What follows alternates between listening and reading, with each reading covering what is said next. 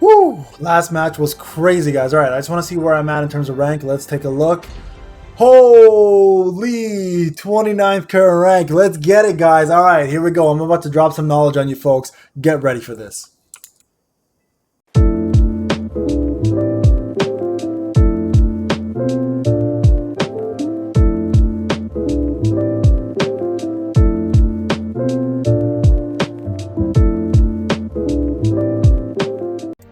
What's going on, everybody? Payneblade back here again with another Summoner's War video. Today, guys, we're going to be covering what units you should be focusing on based on every rarity. That's right, it's not a tier list per se. I'll do one of those eventually, and a team building guide, but today I want to kind of talk to you guys about some of the units from the rarities, starting from the common to rare to hero to legendary, that you should be kind of putting your efforts into, whether it's asking your alliance to get them, you know, whether you summon them and you have enough of them but you're looking to get energy shards into leveling them up.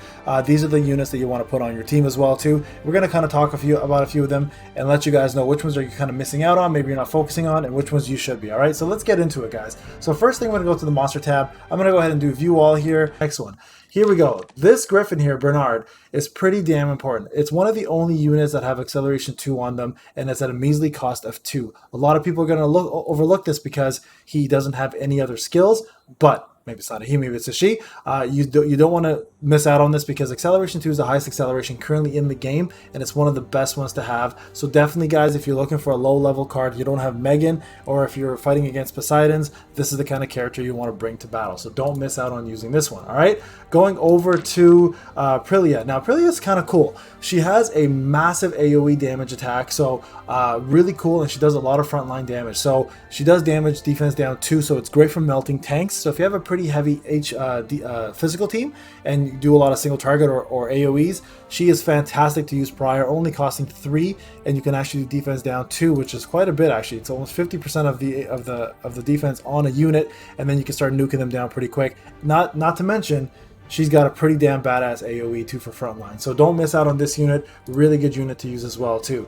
All right, moving on here to Colleen. Now Colleen is someone a lot of people don't use. I'm not sure why. Has attack up 2, has HP heal on all allies, and attack up 2 is a pretty damn good attack up. Look at this, guys, 20% up more on attack. So really good healer if you're looking for a low level healer and you're missing out on some of the better ones. All right, moving on here. Konamai, I hope I'm saying that right. Konamai here is kind of a unique card, the only one of its kind actually right now. So this one here brings the allies card back to use of the last card you used. So essentially what that means is, let's say you used, I don't know, Tesarion's card to AoE, right? And if you want to do it again, you use Ancient Grace, and it'll actually end up bringing the card back into your deck again, so you can redo it one more time. The cool thing about this as well too, like depending on the skill stone you have, you can either do attack up, defense up, or you can remove harmful effects on all allies and actually recover some of their HP when you die. So really cool unit. If you're looking to play a card a lot and often, you want to pair this unit with some of your bigger AoEs, or you want to pair it with a unit that does something like shield and immunity up. All right, so really cool unit. A little bit more strategy involved to use that one. All right, so moving on over here, guys, we're going to talk about Cali. Now Cali here is a very strong nuke. A lot of people don't realize this. The attack that she does on the opponent is a single target nuke, does insane damage, and also grants unrecoverable. Now the reason why it does a lot of damage as well too, guys, is ignores defense. So if you're fighting somebody like that has a ton of defense, this is the kind of unit you want to use to nuke. Not only that, helping unrecoverable put on that unit as well will stop it from getting any healing back. So anyone that self heals, like Anubis for example, will be a great unit to use this on. So don't miss out on this unit. Really good one as well too. All right, moving on up here. Probably one of the most favorites in the top here, Beretta. Beretta actually does continuous damage for 6 seconds on any unit that it actually lands on. So accuracy is very important, but this is one of the key elements to having a AoE team. Beretta fits there perfectly, so don't miss out on using him. If you are going to run an AoE team, he's almost inevitable to put on there. For a low cost of 4 and the amount of damage he does, definitely worth it, guys. All right, moving on here. Going to my little Orion. Orion is incredible. A lot of people don't realize this. Orion has 3 incredible debuffs on the opponent, and it's random on who he hits. So Orion actually does glancing hit up 3, which actually ends up rotating the cards and can shuffle the cards on the opponent, making them either accidentally hit the card or make the card that they want to use go out of the deck and replaced by another one. So really cool. Attack down 3, which is extremely high. It's 40% down, and then also the ability to stun. Orion for the cost of 2 guys is one of my favorite units in the game. I use Orion a lot in my deck, so don't miss out on this rare unit. Alright, going over to Megan. Megan has acceleration 1 and attack up 2, but the key thing to Megan is really her epic or her hero skill stone. Now the skill stone actually increases the initial mana by 2 at the start of the game, giving you an instant advantage, especially if you do mana down runes for her. She can accelerate and do her attack up instantly, and also if you have Poseidon with mana down, you can do acceleration down 2 for your opponent fairly easily as well too. So incredible unit. One of my favorites to use. I actually don't run anything without her nowadays because of that extra 2 mana bonus. All right, so don't miss out on that. All right, guys, moving over to Coon. Now Coon here is actually a really good tank. Attacks the front line and does freeze on them, has a chance of course, and then grants immunity and defense up 2 on himself, making him really hard to kill, and he doesn't have any debuffs landing on him because of that immunity for 3 seconds. So definitely guys, if you need a good tank, the bear's not the only good tank out there. Coon, the golem, is incredible, so don't miss out on using Coon as well too. All right, here's the thing. mckean is okay. The thing with her, the problem is she's great early on, but she becomes really bad later on. So by later on, if you start losing a lot of HP, she balances out your HP by whatever the max HP is, and if everyone's kind of taken away by a AoE unit, you're going to start doing no healing at all. But with that being said, Cradle of Water is actually a really cool thing to have. If you can somehow pull this, recovers the HP of the ally with the Melody of Life, removes harmful effects. The recovery amount of increases based on the number of effects removed. So that actually helps a little bit in regards to the amount of HP she does with the balancing act, right? So this will actually give you some more HP on a specific ally who has a lot of harmful effects on them. So that can balance her out quite a bit, and you can actually end up using her a lot more in the game.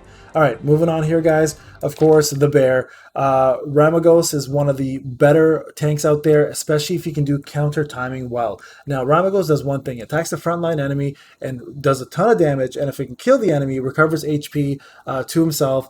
The lower the current HP, the more damage you can deal. So countering with this is extremely crucial, guys. If you don't have a good counter setup and you don't know how to counter well, this bear is not going to do much for you. But if you're really good at countering and your opponent's trigger happy, this bear can stay alive for quite a long time. So don't neglect using him if you're good at countering. All right, and then lastly, we're moving on to Thrain. Now Thrain here is a really good nuke, has a really good chance to stun as well too, and especially if the enemy is with continuous damage. Now if you pair him with Beretta or Nikki, he'll just continue stunning nonstop. So those are extremely good units to have with him.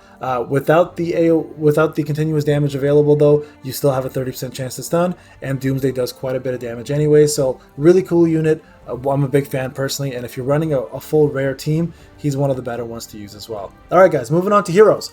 Alright, my favorite single target damage nuke in the game. Alright, so Sophia here just is an unstoppable force of damage. So she does 5-hit combo with the ability to do defense down 1 on the opponent as well too, and is probably one of the best, hardest hitting units in the game. You want to definitely use her with counter though. You don't want to just openly attack with her because she can get taken out, debuffed, etc. So make sure you're using her with counter. If you can somehow pull her hero one, it does her spinning slash 20% extra damage. Of course, legendary is a whole different story altogether, doing way more damage with that one with Rocho, but guys, don't sleep on her. She is incredible. All right, moving over to Kuman, Anubis, the Anubis version. Everybody calls him Anubis, but his name is Kuman. Now, this unit here is currently running the meta. The reason why, if you can somehow manage to do all HP on this unit, you're going to have yourself a unit that practically can't die. Every time he does his actual special, he does an unrecoverable on the opponent, not allowing them to heal, and then anytime he does damage, he also heals himself based on the damage that's done, and the lowest ally with the least amount of HP as well too, making him the most favorable healing unit slash damage unit in the game. Guys, this unit here will take you so far. I have not yet to get a skill stone yet, but when I do, this is going to be a lot harder to kill. So definitely, guys, one of the best units in the game. All right, moving on to Verdi. So or am I hope Verdile? I don't even know how to say that. Attacks a forefront enemy to inflict damage or grant blood ring. Now this is actually a really cool thing because blood ring it allows anytime somebody hits that unit, they gain HP back. Being a vampire, of course, you do absorb the HP of the unit, and then every time somebody dies with it, it moves on to the next opponent as well too, making it bounce around. As long as you can keep killing the unit, he's actually a pretty damn good healer / damage dealer. All right, so not bad at all. If you're looking for a really good assassin, she has a really cool thing. Wa has the ability to attack the lowest HP unit in the game. So if you have a lot of continuous damage going on, a lot of AoE, she's a great assassin to have in there because she'll most likely focus on the back row and be able to kill a lot of the opponents back there that you normally can't do. Now, if she kills somebody at the same time, she actually reduces the amount of that whole party by 2, making it really hard to stay on top of your game if she's continuously damaging you. All right, so really good assassin unit. Chloe, I'm not a big fan of. Very good counter unit, of course, and keeps invincible going for a while, meaning you can't take any damage or debuffs. But again, extreme counter unit, and there's better ones out there. Lapis, probably still one of the best meta units out there, guys. A lot of people want to use her as a tank. What you actually want to do is set her in the back and use her as a DPS. The reason why is she does frontline damage, does insane amount of damage because it scales off of attack, and she grants herself a massive shield. So you want to set up attack runes on her and watch her go to work. She probably will clear an entire group by herself. I've seen 1 versus 8 before, and she actually ended up winning. So definitely one of the best units in the game, guys. Do not sleep on this hero unit. Okay, moving on to Lucian. Now Lucian here is interesting. 6 cost. Normally I have the one here that reduces it by 1.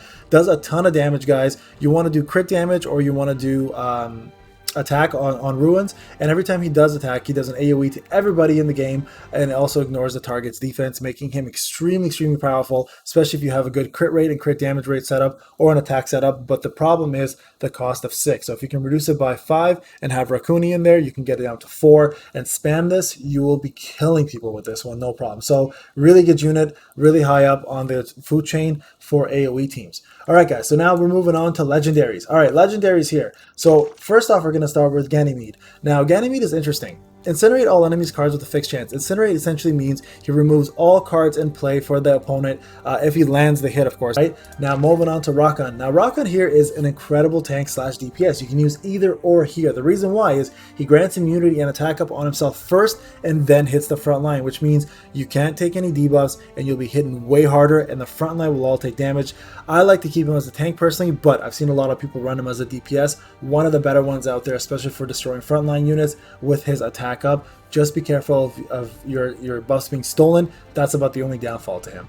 All right, moving on to Tesarion. Now, Tesarion here is one of the best damage dealers in the game for AoE. That's area of effect. Now, what that means, essentially, he attacks everybody on the field, and he does Oblivion. Now, if you don't know what Oblivion does, passive skills cannot be activated. So anybody who has a skill stone that's a passive or all that jazz, none of that will be activated with Oblivion, making it extremely viable for if you're fighting people, especially at the meta top end of the list. All right, so keep that in mind. Also, moving on to the next person here. Now, Wusa here is interesting. Wusa is a pure counter unit. Every time somebody does an AoE or somebody does an attack that hits all of your allies or is about to do a dot of any sort, like continuous damage or Nikki's continuous damage, this is when you use Wusa, and you have Wish of Immortality that grants immunity and a shield on all allies, essentially countering all of those things. There is no heal, but the shield and the immunity helps you avoid AoE teams. So pretty crucial for a counter AoE team, guys. All right, going ahead now to Nikki. Now, Nikki is one of my favorites. Nikki does Teddy Spell. Now, Teddy Spell is unique. Receives 5% of HP, max HP as damage regularly until the duration ends. Ignores defense. Teddy will be released after 3 ticks and then inflicts great damage. If the effect is removed, you will be stunned. This is a back row killer, guys. It essentially ends up destroying anybody. So if you ever want to heal or take away Teddy off the opponent, you'll get a massive stun. So, but the one thing you want to make sure when you're using her is that you have a accuracy build, because Teddy does require accuracy. It can miss and get resisted, and also anyone who's running Wusa makes it a lot harder to use Nikki effectively. All right, going on to Poseidon. Deceleration 2 on all enemies. This is all he's there for, guys. He's a pretty decent tank. He can take upfront damage, but he's there to slow everybody down and make sure that nobody speeds up. This is probably one of the best characters in the game for that, but only character that has Deceleration 2. But at the same time, it's a legendary, so it's a little harder to level up and get. But if you do have him, definitely use him. All right. Now, moving on to, I want to talk about Camilla real quick. A lot of people don't understand Camilla's purpose. So Camilla does damage to all enemies and allies and grants crit rate up 2. Now, crit rate up 2, guys, if you don't know, does 20% more crit. The reason why she's really good, you need to pair her with the right person. You need to pair her with somebody like Wusa. So you grant the shield first and the immunity, and then you do this move. That way, the hit on the allies gets absorbed by the shield, but the enemies take all the damage, right? So unique situation here to use her. So you need a pretty good card setup, but if you do have her, she does a ton of damage, guys. All right. Going on to Hathor. Now, Hathor is interesting. Not always effective, does sleep on everybody on the back line, but unfortunately does require you to have a lot of accuracy. So if you're missing out on accuracy, that's going to be a problem. I do love the design though. She's the sexiest looking waifu I've ever seen in any game, so I decided to use her. All right, moving on, guys. Let's go over to Artemiel. Now, Artemiel is interesting because Heavenly Sword is one of the most unique skills in the game, as it is a single target that removes all beneficial effects on the opponent, proportion to your defense. So this is actually a defense-based ruin user. So you definitely want to have all defense here, guys. And then what it does is the more damage you do is based on the more beneficial effects you remove. In addition, he recovers HP of the ally with the lowest HP based on the portion of the damage. So he doesn't unfortunately heal himself, but he heals another ally with that. But he is fantastic at removing buffs, guys, and does incredible damage in the front or the back, so it can be used as a tank or a damage dealer. All right, now the last two here, guys, are going to be Eleanor. Eleanor is unique in two senses. One, she's a healer when she's in human form, and then when she's in unicorn form, she is actually a tank. So depends on what you guys want to do here and how you want to use her. The unicorn form is actually used to do reflect damage, defense up, and crit resist up on herself, or the human form is meant to be a healer. I personally like the human form better for the healing because she does remove all harmful effects and it does grant crit resist up 2. But a lot of people will use her as a tank because she does reflect damage, defense up 2, and critical resist up 3 instead of 2. So making her an extremely viable tank. An amazing card for either way is great for those buffs and the heal. All right. And lastly, guys, Ragdoll. Ragdoll is kind of cool. A unique character in the sense that he hits the last opponent that hit you right before his turn. So it could be someone in the back line, the front line, could be anywhere in the field. If somebody attacks you or does a special on you or does a cast of any sort, he all of a sudden targets that unit, making him an incredible assassin. And on top of that, he grants Dragon Gaze. Now, one thing I've noticed though is Dragon Gaze is either very random or it procs only when he's being targeted. So I've noticed it procs all the time when he's being targeted, or if he's the last one on the field. Every single time he casts it, guys, it goes off. And Dragon's Eyes is pretty cool because it sends a dragon down the front line and does AoE damage to those units. All right, guys, so those are pretty much the top units I would recommend going for. If you have any other questions, let me know. There are a few units here that are just sitting there on the cusp and are there for like PvE purposes, but just not good enough in PvP.